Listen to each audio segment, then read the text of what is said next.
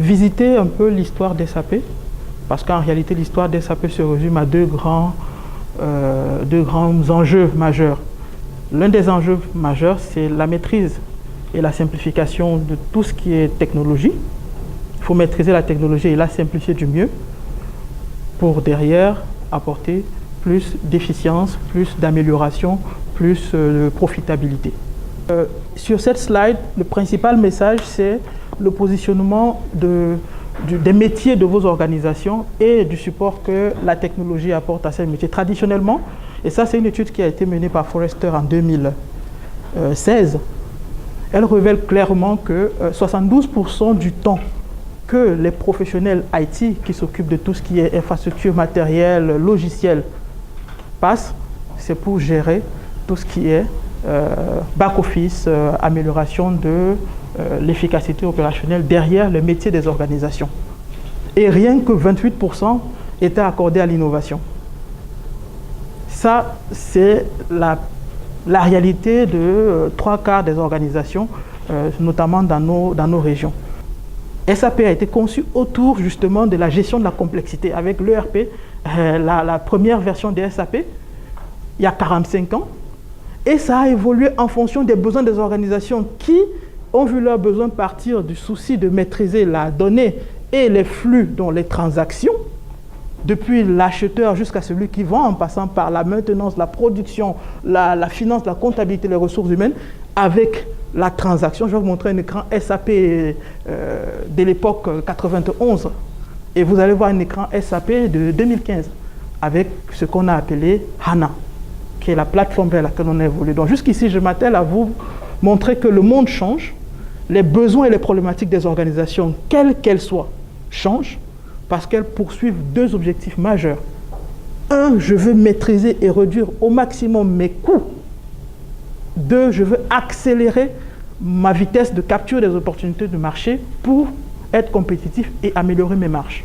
Donc SAP, dans son évolution, a le souci justement de doter les organisations d'une logique d'intégration totale avec, en plus, et grâce à la puissance de l'outil qu'il y a derrière, qui est le moteur, la plateforme HANA, S/4HANA, c'est de donner la vitesse de collecte, de traitement, d'analyse et de publication de la donnée dans un langage qui parle à vos différents profils d'utilisateurs.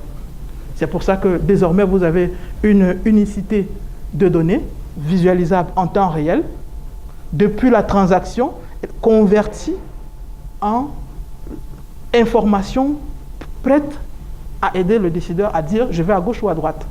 C'est cette logique que vous avez. Et c'est la puissance derrière la plateforme HANA qui est la base, la mémoire embarquée sur chaque processus transactionnel.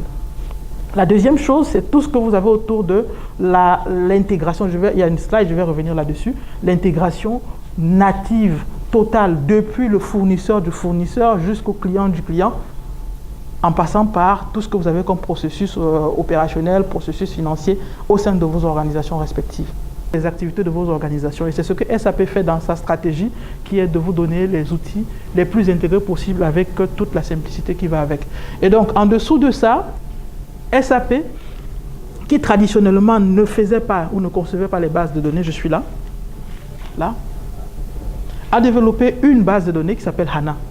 C'est sur cette plateforme-là, comme les concurrents d'une autre couleur ont été conçus il y a 45 ans autour d'une base de données qui a pris tous les autres aspects de la gestion des organisations.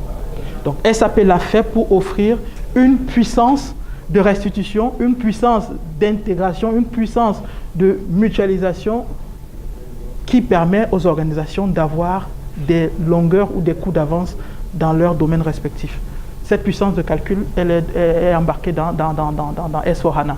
Et c'est là toute la différence, tout se joue là. C'est un moteur de simplification, d'accélération des processus qui permet à SAP d'avoir un portefeuille hyper large et varié, que ce soit sur les domaines de la plateforme, qui concerne la plupart des IT que vous êtes pour certains, les applications de gestion, les domaines de gestion et les métiers. Je veux aller vite, je veux maîtriser mes coûts, je veux réduire mes risques et maîtriser mes risques et mes délais d'approvisionnement comme de livraison. Je veux avoir des états financiers fiables. Je veux que mon groupe, quand il arrive, ou mes auditeurs, quand ils arrivent savoir l'état de mon parc informatique. Je n'ai pas à courir derrière un éditeur pour lui dire « Ah tiens, on est en train de m'auditer, ah là, on m'a tapé dessus, c'est pas bon, est-ce que tu as une solution qui permet de faire le tracking des comptes utilisateurs, des workflows et des habilitations qui ont été données ?»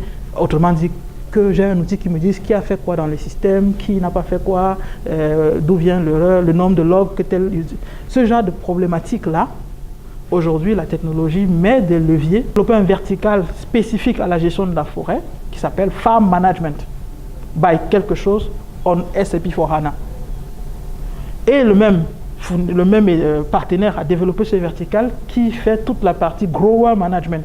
Et ça, comme SIFCA, vous allez voir jusqu'à quel niveau de détail, jusqu'à la parcelle, on parvient à suivre la prise d'information, le rendement de la parcelle, de l'agent, et on met ça dans un moteur de calcul qui remonte des informations à ceux qui en ont besoin pour prendre des décisions. C'est à ce niveau de détail qu'on arrive grâce à la puissance de l'ERP qui est en dessous. À l'Intélécom, l'ingéniosité fait la différence.